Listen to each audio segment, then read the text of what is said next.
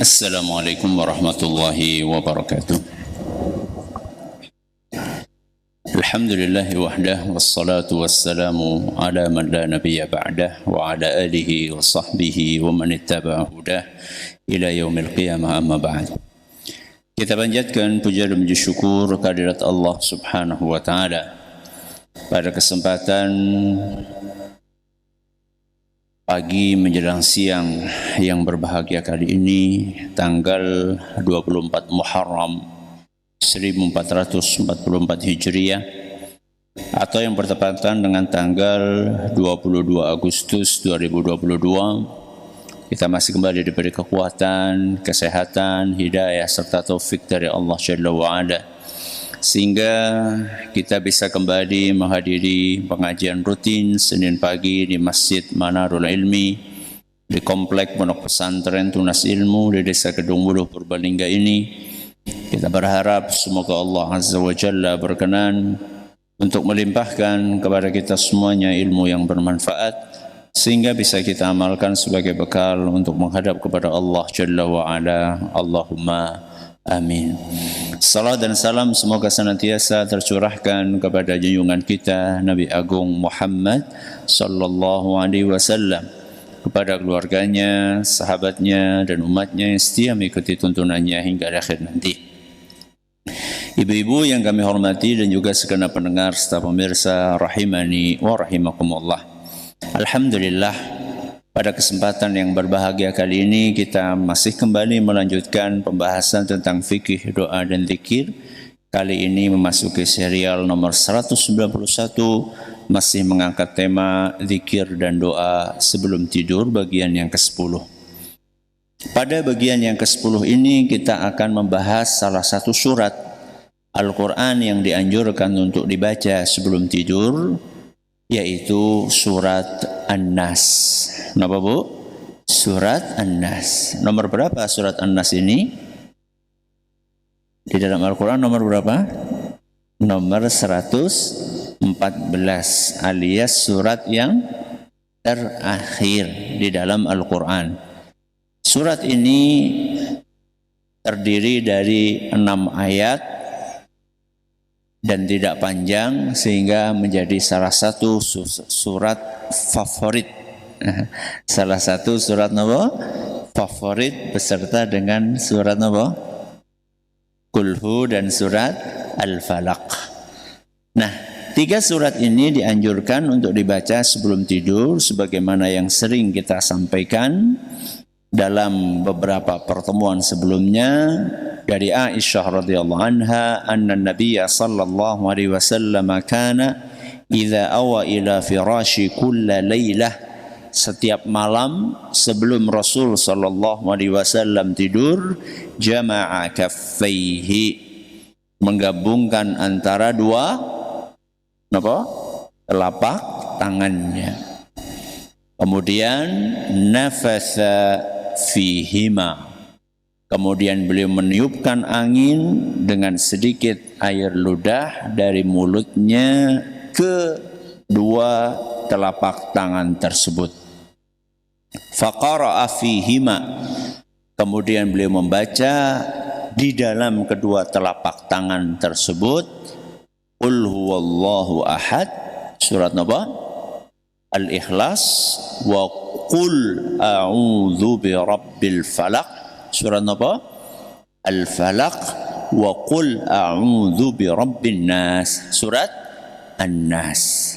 Setelah dibaca satu persatu dari 3 surat itu, thumma yamsahu bihima mastata'a min jasadihi, lalu kedua telapak tangan beliau diusapkan ke sekujur tubuhnya semampunya. Yabda'u bihima ala ra'sihi wa wajhihi, dimulai dari bagian kepala dan muka. Wa ma aqbala min jasadihi, kemudian bagian depan tubuhnya. Yaf'alu dzalika 3 marrat, beliau ulangi hal tersebut berapa kali? 3 kali. Hadis riwayat Bukhari. Inilah salah satu suratan yang dianjurkan untuk dibaca sebelum tidur. Dan dengan berakhirnya surat-surat ini, maka berakhir pula bacaan-bacaan yang dianjurkan untuk dibaca dari surat-surat Al-Quran sebelum tidur. Jadi kita belum bahas bacaan-bacaan doa yang dari hadis Nabi SAW. Ini kita akan lanjutkan insya Allah pada pertemuan berikutnya. Jadi kita baru membahas bacaan-bacaan yang dianjurkan untuk dibaca sebelum tidur, dan itu berasal dari ayat-ayat dan surat-surat Al-Quran. Nah, nanti kalau ini sudah selesai, kita akan masuk ke bacaan-bacaan yang disunnahkan untuk dibaca sebelum tidur yang bersumber dari hadis-hadis Nabi SAW. Contohnya misalnya seperti Bismika Allahumma amutu wa ahya, atau ahya wa amut. Itu contoh bacaan dari hadis Nabi SAW. Insya Allah pada pertemuan-pertemuan berikutnya kita akan mengkaji bacaan-bacaan tersebut. Nah, surat An-Nas ini kandungannya luar biasa, sehingga sering disebut dengan istilah al-mu'awwidhataini. Al-mu'awwidhataini itu adalah dua bacaan perlindungan. Karena memang surat ini kalau dibaca akan melindungi orang yang membacanya. Sehingga kalau kita perhatikan, Qul a'udzu birabbin nas. Katakanlah Qul. Qul itu artinya apa? Katakanlah, ucapkanlah, a'udzu birabbin nas. Aku memohon perlindungan kepada Rabbin Nas. Rabb itu artinya adalah penguasa, artinya adalah pencipta, artinya adalah pemilik. Jadi kita minta perlindungan kepada Rabbin Nas, ya, Tuhannya manusia. Cukup enggak? Allah lanjutkan lagi, Malikin Nas. Malik itu ya penguasa, Malik itu ya pemilik, ya. Malik ya raja, Malikin Nas, penguasanya manusia. Tambah lagi, nopo? Ilahin Nas, sesembahannya manusia. Jadi di sini disebutkan tiga, Rabbin Nas, terus nopo? Malikin Nas, terus Ilahin Nas. Jadi kita menyebutkan tiga nama itu. Ini adalah semuanya Asmaul Husna. Ar-Rabbu adalah Asmaul Husna. Kemudian Al-Malik juga Asmaul Husna. Al-Ilah juga Asmaul Husna. Jadi kita mengawali permintaan kita kepada Allah dengan menyebutkan tiga nama Allah Azza wa Jalla. Rabbin Nas, terus apa Bu? Malikin Nas, terus Ilahin Nas. Sengaja disebutkan tiga nama sekaligus untuk menggambarkan kepada kita, wallahu a'lam, bahwa kejahatan yang akan disebutkan sesudah ini adalah kejahatan yang tidak bisa dipandang sebelah mata. Karena kita minta perlindungan kepada Allah Subhanahu wa ta'ala dengan menyebutkan tiga namanya sekaligus. Berarti apa yang akan kita sebutkan sesudahnya ini sesuatu yang serius. Makanya disebutkan sampai berapa nama tadi? Tiga nama. Qul a'udzu birabbin nas, malikin nas, ilahin nas. Setelah kita sebutkan nama-nama Allah ini, baru kemudian disebutkan sesudahnya apa yang mesti kita khawatirkan, ya. Apa yang mesti kita khawatirkan sehingga kita meminta secara serius perlindungan kepada Rabbin Nas, terus kepada sinten? Malikin Nas, yang terakhir apa? Ilahin Nas. Ini seserius apa sih kok kita disuruh minta perlindungan kepada Allah Azza wa Jalla dengan menyebutkan tiga namanya sekaligus? Jawabannya adalah min syarril waswasil khannas. Kita disuruh minta perlindungan dari kejahatan waswas, godaan, khannas. Khannas itu adalah setan. Khannas adalah nama, salah satu namanya sinten? Setan. Ya. Jadi ternyata godaan setan itu dahsyat atau tidak? Dahsyat. Saking seriusnya godaan setan ini sehingga kita disuruh oleh Allah untuk minta perlindungan dengan menyebutkan 3 namanya sekaligus. Sehingga jangan meremehkan masalah ini. Ya. Masalah godaan setan ini bukan sesuatu yang remeh. Betapa banyak manusia tersesat gara-gara godaan apa? Setan. Walaupun dia itu ahli ibadah sekalipun. Apalagi yang bukan ahli ibadah. Ya. Apalagi yang bukan ahli ibadah. Yang ahli ibadah saja bisa tergoda dengan godaannya sinten? Setan. Apalagi yang gak beribadah. Sehingga ini masalah serius. Ya, bukan masalah ringan, bukan masalah remeh. Ya. Nah, menariknya di sini Allah Subhanahu wa taala menyebut setan dengan khannas. Ya, menamai setan dengan apa? Khannas. Ya. Apa itu khannas? Ya. Khannas itu adalah sesuatu yang maju kemudian mundur. Ya. Jadi setan itu ketika menggoda kita pakai siasat. Pakai apa, Bu? Siasat. Siasatnya adalah maju di saat bisa maju dan mundur di saat dia harus mundur. Itu siasatnya setan. Kapan dia maju, kapan dia mundur? Dia maju kalau misalnya kita ini enggak zikir. Dan dia akan mundur berarti kapan? Kalau kita zikir. Jadi setan itu tahu kapan dia maju, kapan dia mundur. Dia akan maju merangsak menggoda kita ketika kita lupa untuk berzikir kepada Allah. Itulah pentingnya apa, Bu? Zikir. Ya. Sebaliknya, setan akan mundur dengan teratur kalau kita zikir. Karena setan nggak kuat untuk menghadapi zikirnya orang-orang yang beriman. Maka dia mundur. Ya. Kalau kita lagi lalai, nggak ingat Allah, maka setan akan maju. Dia akan hiasi sesuatu yang buruk seakan-akan indah. Sebaliknya, sesuatu yang baik dia hiasi seakan-akan kayak buruk. Saya kasih contoh. Sesuatu yang buruk dia hiasi, dia iming-imingi kayak terlihat indah. Contoh, buka aurat. Apa, Bu? Buka aurat. Ini aslinya buruk atau baik? Buka aurat, pamer aurat, baik atau buruk? Buruk. Tapi oleh setan dihias-hias, dibungkus-bungkus, ditipu-tipu seakan-akan itu adalah sesuatu yang baik.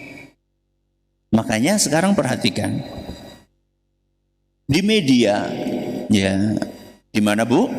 Di media yang merupakan temannya setan. Jadi nggak semua media itu ya temannya setan. Sebagian media yang merupakan temannya setan itu menggambarkan bahwa buka aurat itu adalah bagian dari kemodernan. Apa? Kemodernan. Jadi wanita yang modern itulah wanita yang mau buka apa? Aurat. Jadi digambarkan, oh ini simbol dari kemodernan, simbol dari kemajuan. Ketika wanita berani buka apa? Aurat. Begitulah proyeknya setan. Wah, setan punya proyek juga. Iya. Ya. Setan itu salah satu proyeknya adalah menipu manusia bahwa seakan-akan sesuatu yang buruk ini terlihat indah. karena pola yang dia bikin. Contoh yang lain, ngerokok. Kenapa Bu? Ngerokok. Ngerokok itu baik atau buruk? Bu? Pak, baik atau buruk? Buruk. Ngaku baik, walaupun nasi udut ngaku baik, gue buruk. Ya. Tapi lihat bagaimana setan. Ketika bikin iklan rokok, ketika bikin apa? Iklan rokok. Bintang iklannya itu orang yang kurus kering, yang batuk-batuk, sing arep mati. Apa orangnya ditampilkan yang gagah, berani, awake sterek gitu. Yang mana yang ditampilkan? Hah? Yang kurus kering arep mati? Apa sing gagah? Yang gagah, pendekar, ya. Kemudian olahragawan, ya. Ya, makanya jangan perhatikan acara-acara olahraga, iklannya rokok kan aneh ya. Wong acara olahraga, event olahraga kok iklannya apa? Rokok. Itu kan kontradiktif. Olahraga biar sehat, ngerokok. Napa jajan? Olahraga ben sehat, ngerokok ben lara gitu kan ya. Itu kan lucu kan. Wong aktivitas yang menyehatkan kok diiklani aktivitas yang membuat sakit, itu kan gak nyambung. Tapi itulah realitanya. Bagaimana setan ingin menampilkan bahwa sesuatu yang buruk ini indah. Ya. Makanya pernah ada salah seorang ustadz cerita, dia tergoda ngerokok dulu ya sebelum tobat. Sebelum ustadznya tobat itu dia tergoda ngerokok karena ngelihat iklan rokoknya itu adalah seorang koboi. Seorang nopo? Koboi yang kekar, naik kuda, pakai topi yang keren, ya, gede besar, ya, menggambarkan seakan-akan rokok itu orang yang mengonsumsinya akan seperti itu. Padahal itu bohong. Ya. Mana ada rokok itu membuat orang tambah nopo? Tambah kekar, tambah jantan. Sebaliknya, rokok itu membuat orang kurus, kering, sakit-sakitan, batuk-batuk. Itu yang realitanya seperti itu. Tapi begitulah setan. Ya. Setan akan menampilkan sesuatu yang buruk terlihat indah. Ya. Dan itu berhasil. Anak-anak sekarang, anak-anak SMP, bahkan anak-anak SD merasa kalau sudah ngerokok itu kelihatan seperti anak yang jantan. Ya. Makanya anak-anak di SMP, sebagian SMP yang nggak berani ngerokok dikatakan cemen. Nopo cemen? Pengecut.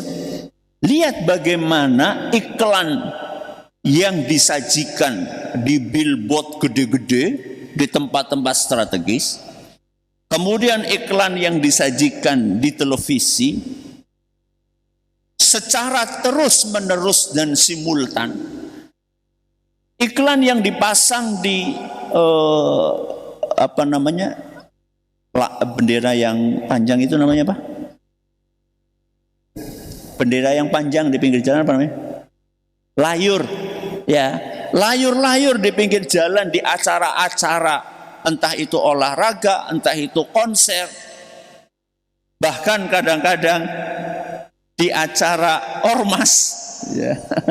Ya. Acara-acara ormas. Lihat bagaimana iklan itu berhasil mengubah pola pikir anak-anak kita. Seakan-akan kalau ngerokok itu jantan, kalau nggak ngerokok itu cemen atau pengecut. Berarti setan sukses dengan proyeknya. Setan sukses dengan proyeknya. Menggambarkan sesuatu yang buruk indah dan sebaliknya. menggambarkan sesuatu yang baik itu jelek. Contoh, menutup aurat di zaman ini. Kalau tadi kan buka aurat. Menutup aurat di zaman ini digambarkan oleh syaitan sebagai simbol keterbelakangan. Jadi kalau ada wanita pakai hijab yang lengkap, wah ini kampungan katanya. Kenapa Bu? Kampungan. Wah ini orangnya berpikir tertutup. Ini orangnya eksklusif. Dan sekian banyak label-label lainnya yang dilontarkan oleh setan agar orang itu menjadi punya pola pikir, oh menutup aurat itu adalah simbol keterbelakangan. Itulah godaan setan. Dan sayangnya ada sebagian orang yang termakan isu tersebut. Ya. Oh mengambarkan kalau rajin ngaji, rajin sholat, menutup aurat, menjaga menjaga pergaulan, nggak asal salaman dengan lawan jenis kecuali yang mahram. Wah ini radikal ini. Kenapa? Radikal. Ya. Begitu terus setiap hari yang diucapkan radikal.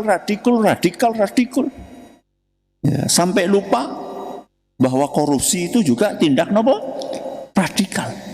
Ya, nanti kelalen bolak-balik ngomong radikal ternyata malah kelalen korupsi. Ya.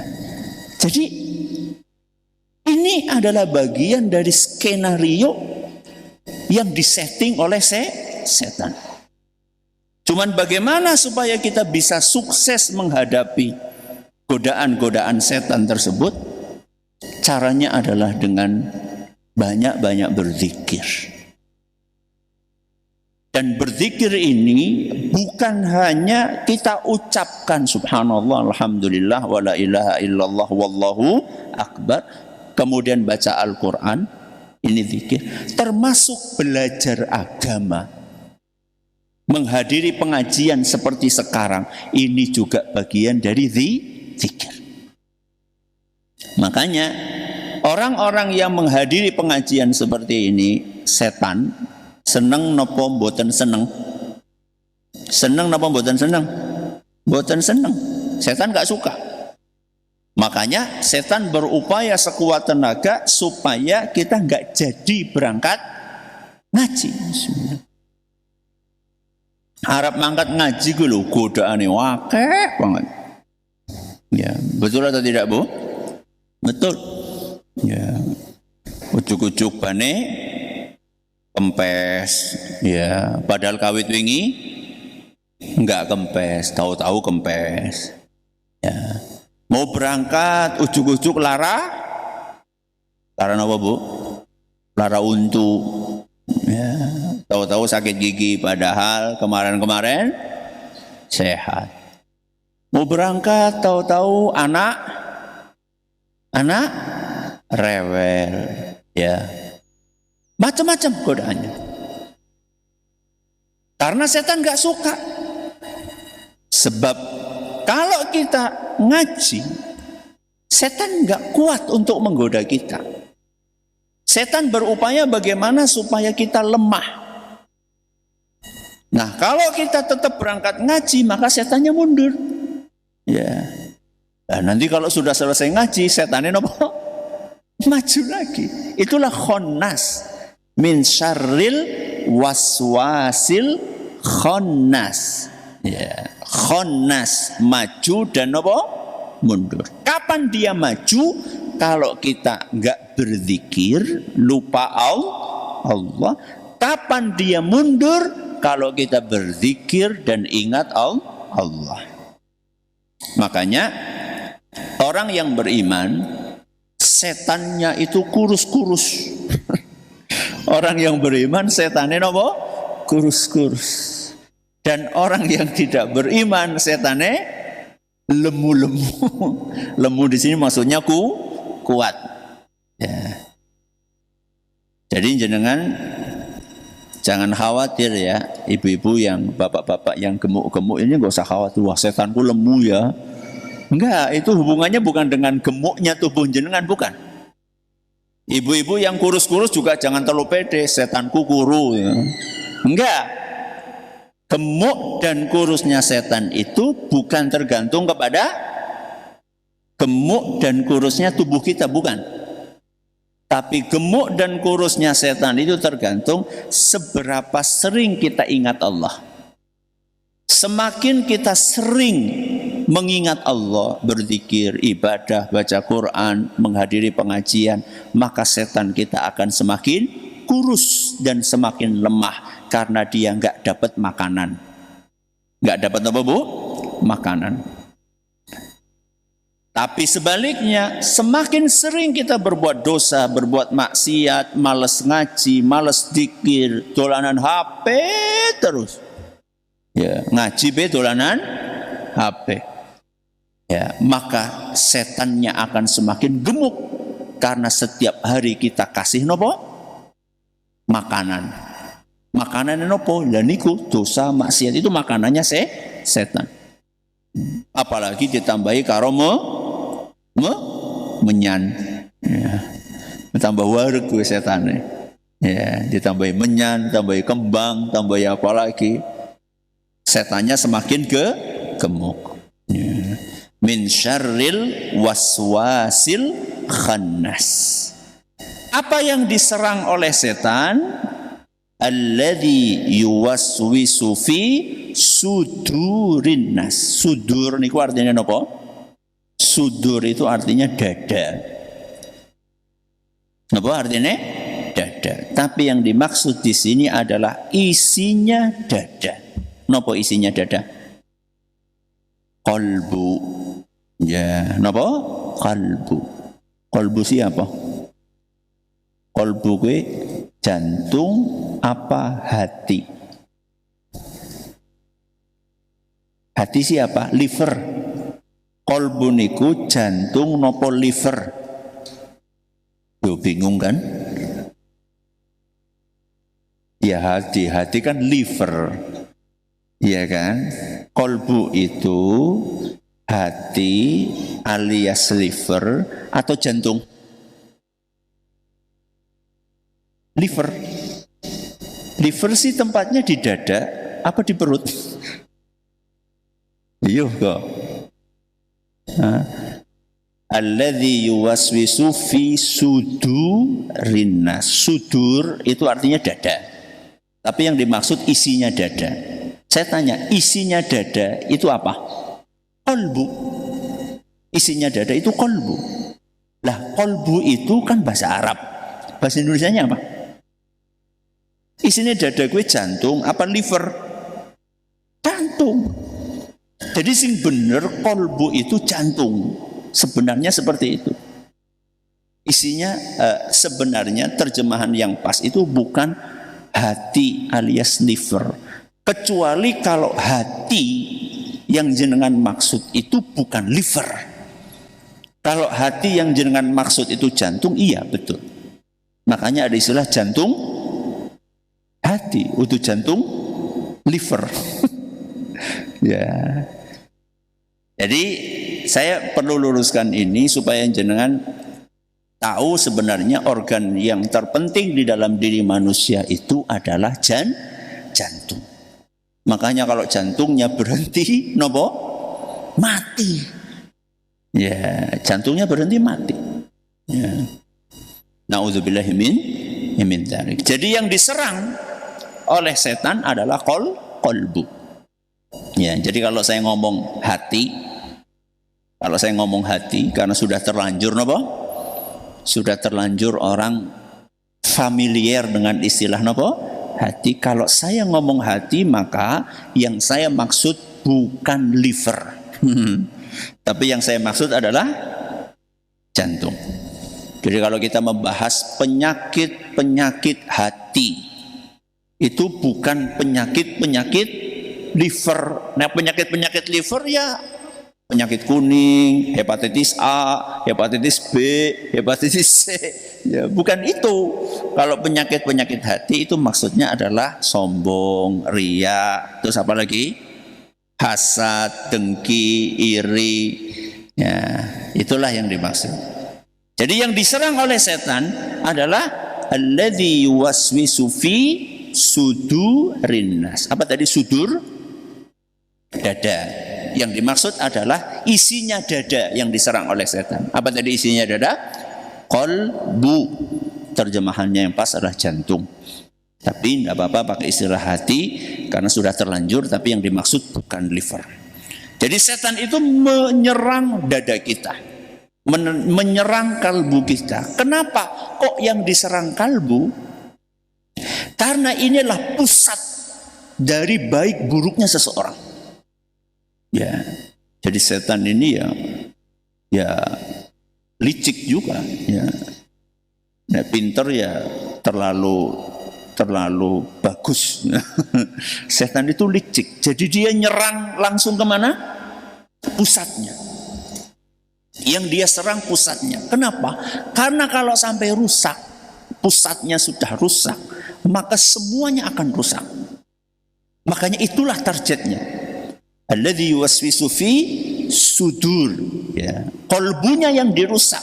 Karena kalau sekali kolbunya rusak, idza fasadat, kata Rasulullah SAW, fasada sairul jasad. Kalau sudah rusak kolbunya, maka akan rusak seluruh anggota tubuh yang lainnya.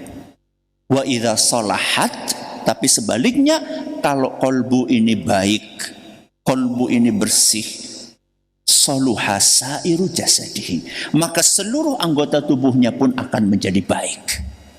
Maka ini perlu kita waspadai.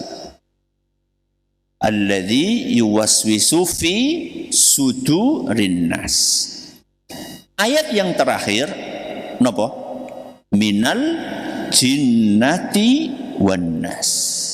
Jinnati artinya napa? Jin, nas artinya manusia. Minal jinnati wan nas maknanya dari kalangan jin dan manusia. Berarti setan itu ada berapa macam? Ada berapa macam? 2. Yang pertama minal jinnati, sinten? Jin, wan nas. Yang kedua adalah manusia. Jadi setan itu ada 2 macam. Yang pertama setan jin, yang kedua setan manusia. Setan jin dan manusia ini mereka punya kerja sama. Mereka punya apa, Bu? Kerja sama. Seringnya yang ngasih ide sinten? Manusia ngasih ide jin apa jin ngasih ide manusia? Jin ngasih ide manusia. Seringnya seperti ini. Allah sebutkan dalam surat Al-An'am ayat 112. Surat Al-An'am ayat 112. Yuhi ba'duhum ila ba'din zukhrufal qawli ghurura. Setan jin maupun manusia mereka saling membisikkan. Ya, saling berarti dua-duanya memang. Tapi seringnya manusia itu dapat ide dari setan, bisikan setan. Jadi jangan pikir setiap ada bisikan, oh ini ilham. Enggak. Setan juga bisa kasih bisikan. Kapan itu saya baca berita, oh ada orang menggali tanah. Ada orang menggali apa? Tanah, bikin terowongan, dalam. Akhirnya di terowongan itu nemu kuburan. Nemu apa? Kuburan. Saya dapat bisikan untuk menggali. Ya terus kuburannya diapakan? Ya biasanya kalau sudah nemu kayak gitu kuburannya diapakan? Dikultuskan. Umumnya kayak gitu. Oh saya dapat bisikan bahwa di puncak Gunung Anu ada kuburan keramat. Akhirnya datang ke sana dibersihkan, nggak lama kemudian berbis-bis datang ke situ untuk melakukan ritual macam-macam, mengkultuskan kuburan tersebut. Ini kira-kira ilham atau bisikan setan? Ya. Jadi kita harus waspada. Tidak setiap bisikan itu mengarahkan kepada kebaikan. Nah, bisikan itu harus ditimbang dengan timbangan agama. Timbangan Al-Quran, timbangan hadis Nabi SAW. Sehingga perlu belajar. Ya, taunya ini sesuai Al-Quran atau hadis, ya dengan belajar. Salah satu kisah yang dicatat dalam buku sejarah adalah kisahnya Syekh Abdul Qadir Al-Jailani. Sinten? Syekh Abdul Qadir Al-Jailani rahimahullah. Beliau salah satu ulama, salah satu wali yang terkenal kesolihannya. Namun sayangnya ada sebagian kalangan yang mengkultuskan beliau dan itu tidak beliau sukai. Salah satu kisah dalam kehidupan beliau adalah suatu hari beliau bermimpi. Suatu hari beliau bermimpi. Kira-kira isi mimpinya itu beliau dapat bisikan. Dapat apa? Bisikan. Bisikan itu kira-kira bunyinya begini. Wahai Abdul Qadir, mulai hari ini kamu telah mencapai level tertinggi di dalam status keagamaan. Sehingga mulai hari ini kamu sudah terbebas dari kewajiban sholat. Jadi mulai hari ini kamu sudah nggak wajib nopo sholat, sudah nggak wajib puasa, sudah bebas melakukan larangan-larangan agama. Itu bisikannya. Maka apa responnya Syekh Abdul Qadir? Responnya beliau langsung mengatakan bahwa kamu setan. Kamu setan. Kenapa beliau berani langsung mengatakan demikian? Karena kalau itu wahyu, kalau itu ilham dari Allah, tidak mungkin mengajarkan meninggalkan apa? Sholat, tidak mungkin. Kalau bisikan itu nyuruh meninggalkan sholat, tidak mungkin dari Allah. Loh, Allah sendiri yang nyuruh kita untuk sholat.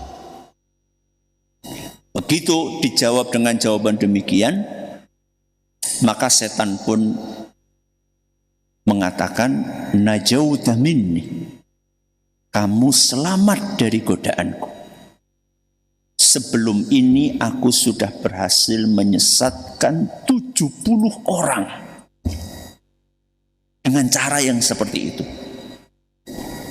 Jadi 70 orang berhasil disesatkan oleh sinten? Oleh setan.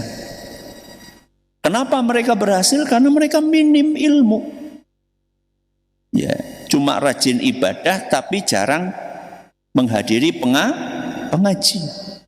Akhirnya termakan. Itulah pentingnya ilmu. Maka berhati-hatilah, waspadalah.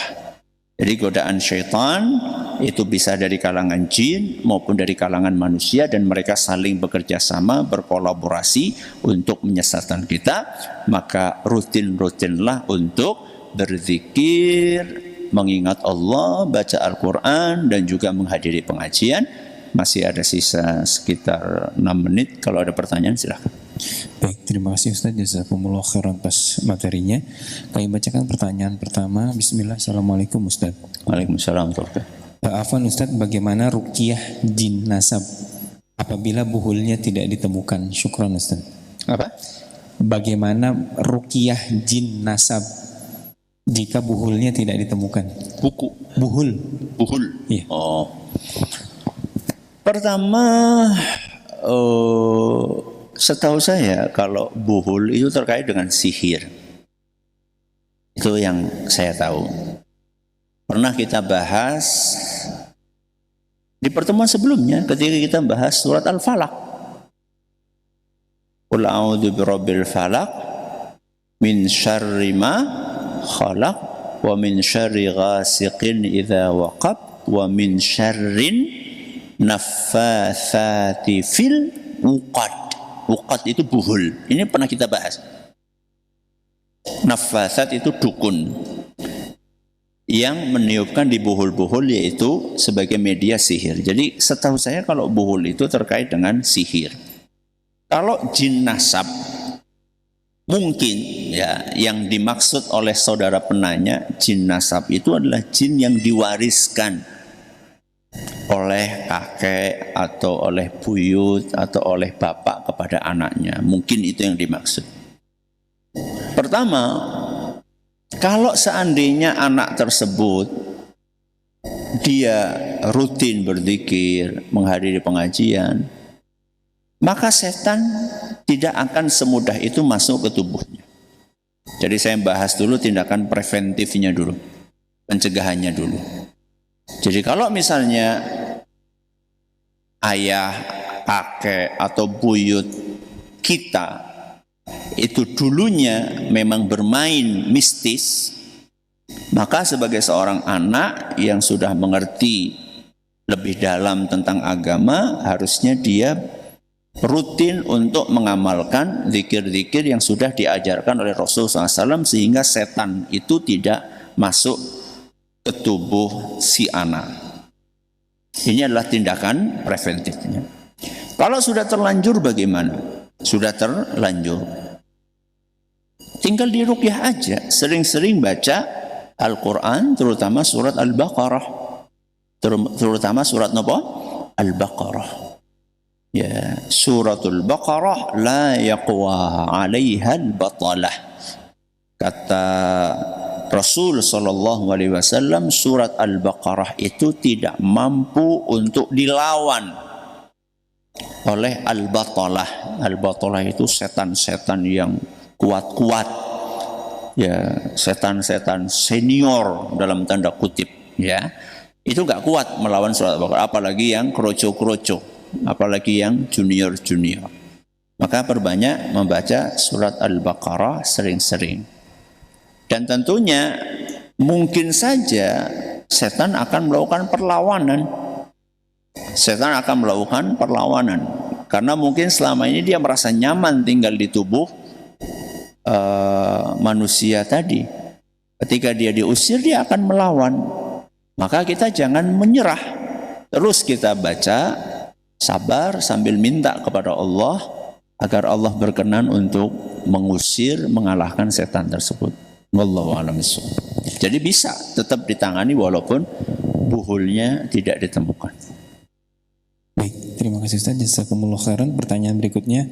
Assalamualaikum Ustaz. Waalaikumsalam. Afwan Ustaz, izin bertanya. Pengalaman orang tua kami dan keluarga sering mengalami mendengar suara atau panggilan anak-anak. Dalam bahasa Jawa sering diistilahkan dengan rungonen. Dan setelah saya menjadi orang tua, saya pernah mengalami hal itu. Saya sedang di dapur mendengar anak memanggil saya dengan suara tangis yang kencang.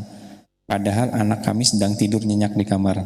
Bagaimana pandangan Islam mengenai hal ini Ustaz? Syukran jazakallahu khair. Ada dua kemungkinan. Kemungkinan yang pertama, itu betul-betul suara bayi. Tapi bayi tetangga. Kemungkinan yang kedua, itu bukan suara bayi. Bukan suara bayi. Terus suara apa? Saya kasih cerita ya. Ini kejadian nyata. Ayah kami, Allah yarham, Ustaz Zaini Muhayyad, ketika masih muda, ya sebelum menikah dengan ibu kami, rahimahullah, beliau pemberani. Ya, beliau pemberani, tinggalnya di Kedung Wuluh ini. Di sebelah, di Sabrang Wetan, ya Sabrang Wetan berarti sebelah timurnya sungai. Kalau gini Sabrang Kulon, Ini sebelah baratnya sungai. Jadi Kedung Wuluh itu diparo dengan apa? Sungai. Ayah kami tinggal di sebelah sana. Masih ada rumah beliau sekarang. Rumah yang ditinggali beliau. Terdengar berita kalau malam-malam di sungai yang membelah desa ini, Sungai Ponggawa, Sungai Pong. Itu kalau malam-malam terdengar bayi nangis. Terdengar bayi nangis. Sehingga masyarakat takut untuk ke sungai di malam hari. Padahal saat itu rata-rata orang itu nyuci, mandi, buang air di mana? Sungai. Rata-rata seperti itu karena belum banyak yang punya kamar mandi di rumahnya atau toilet.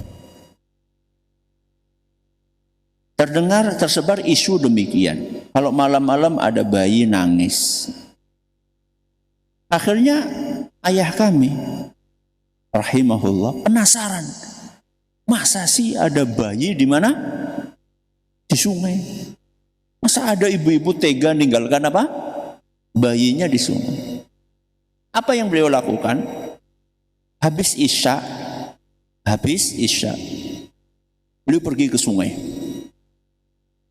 Kemudian beliau nunggu di pinggir sungai. Pengen tahu mana bayinya. Singkat cerita, sendirian kan, gelap, listrik belum ada saat itu. Singkat cerita, gak lama kemudian beliau mendengar, memang betul kayak suara bayi.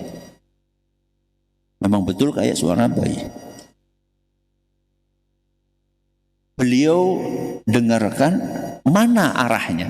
Suara itu di mana arahnya? Dari mana sumbernya? Setelah beliau dengerin dengan seksama, oh dari sana. Datangi beliau. Beliau datangi ke tempat itu.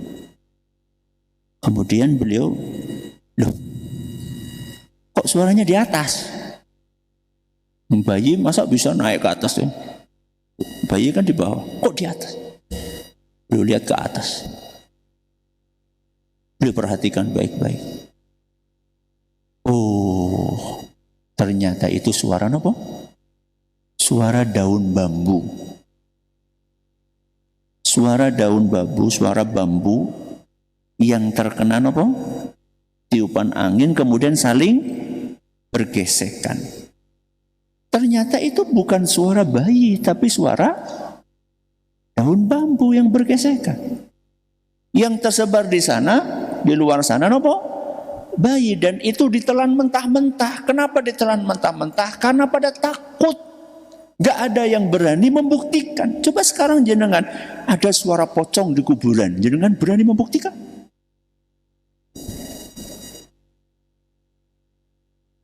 Pocong wis mati.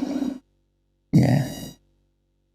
Karena perasaan takut itu akhirnya jadi orang-orang menerima mentah-mentah bahwa itu suara bayi. Setelah dibuktikan ternyata bukan.